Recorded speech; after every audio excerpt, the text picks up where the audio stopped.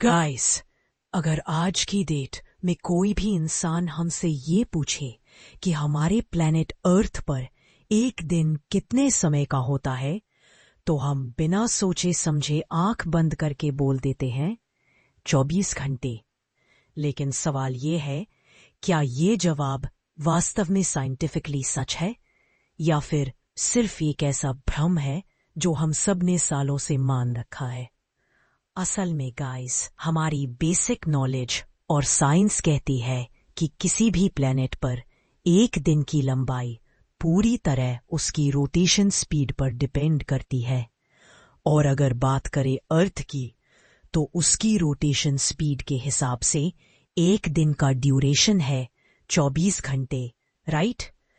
तो फिर ऐसा क्या हो रहा है कि आज दुनिया के बड़े बड़े रिसर्चर्स ये मानने लगे हैं कि हमारे प्लेनेट अर्थ का दिन अब 24 घंटे का रहा ही नहीं। आखिर ऐसा क्या बदल गया हमारे साथ? और अगर ये बदलाव सिर्फ हमारा घर नहीं, बल्कि करोड़ों स्पीशीज का प्यारा सा ठिकाना है।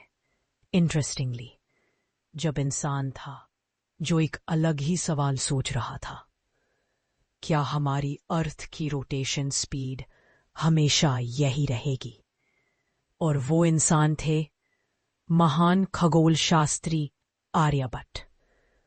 उन्होंने 94 सीई में ही दुनिया से पूछा था, जिस प्लैनेट के दिन को हम 24 घंटे मानते हैं, क्या वो हमेशा से इतना ही था? उन्होंने बताया कि अगर हम ध्रुव तारे और नक्षत्रों की पोजीशन को ध्यान से ऑब्जर्व करें, तो हम ना सिर्फ आज के दिन की लंबाई जान सकते हैं, बल्कि अर्थ के अतीत और भविष्य के दिन के ड्यूरेशन का भी अंदाजा लगा सकते हैं। लेकिन उस दौर में टेक्नोलॉजी इतनी एडवांस नहीं थी, इसलिए उनकी रिसर्च थ्योरी तक ही सीमित रही। मगर वक्त बीता और 1851 में यूरोपीय वैज्ञानिकों को आर्यभट्ट की यही स्टडीज मिली। वे चौंक गए कि ये थ्योरीज तो अर्थ के गहराई वाले सीक्रेट्स खोलने की चाबी हो सकती है। मॉडर्न टाइम्स में, जहां सैटेलाइट्स, फॉसिल डेटा और स्टार पोजीशंस को मिलाकर जब रिसर्चर्स ने सिमुलेशन रन किया, तो एक हैरान कर देने वाला सच सामने आया। अर्थ का दिन कभी भी हमेशा से 24 घंटे का था ही नहीं। शुरुआती समय में जब अर्थ नई बनी थी, उसकी रोटेशन स्पीड इतनी तेज थी कि एक दिन सिर्फ 4 से 6 घंटे का होता था।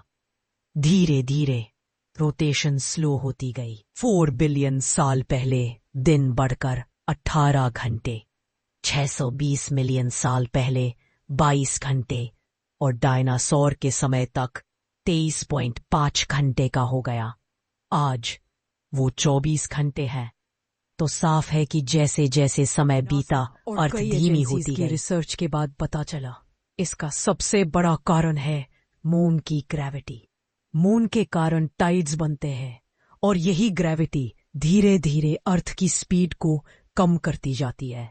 1972 में पहली बार हमें टाइम में एक लीप सेकंड जोड़ना पड़ा, क्योंकि हमारी दुनिया अब डिजिटल एटॉमिक क्लॉक्स पर चलती है। अगर लीप सेकंड ना जोड़ा जाए तो जीपीएस, बैंकिंग सिस्टम और सर्वर सब गड़बड़ा जाते हैं। 2025 से अब तक 27 बार हमें लीप सेकंड के बाद से पड़ा है। अर्थ स्लो नहीं बल्कि फिर से तेज होने लगी है।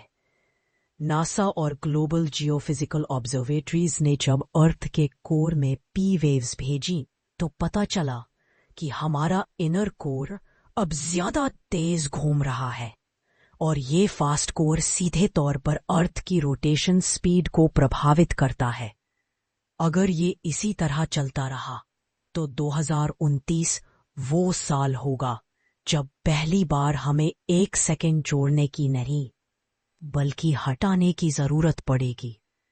अब सोचिए, जब लीप सेकंड जोड़ने से ही सर्वर्स क्रैश हो जाते हैं, तो सेकंड निकालने पर कोर क्या ये तय करता है कि वो कितने समय तक सरवाइव करेगा। मंगल ग्रह का उदाहरण ले। वहां भी कभी लाइफ थी, लेकिन कोर की स्पीड के फ्लक्चुएशन ने उसे धीरे धीरे बंजर बना दिया। अब वही पैटर्न अगर अर्थ में दिख रहा है तो हमें चिंतित होना चाहिए। तेज कोर का मतलब है ज्यादा भूकंप, वोल्केनिक एक्टिविटी और टेम्परेचर में बढ़ोतरी। साथ ही मैग्नेटिक फील्ड में गड़बड़ी से स्पेस रेडिएशन और यूवी रेज जमीन तक पहुंच सकती है, जिससे स्किन कैंसर जैसी बीमारियों का खतरा बढ़ सकता है। आपको क्या लगता है 2016 के बाद से अर्थ की स्पीड बढ़ने के पीछे असली कारण क्या है? क्या ये मून का असर है, ग्लोबल वार्मिंग का नतीजा है, या फिर कुछ ऐसा जो अभी तक हमारी समझ से बाहर है? अपना जवाब नीचे कमेंट सेक्शन में जरूर बताइए।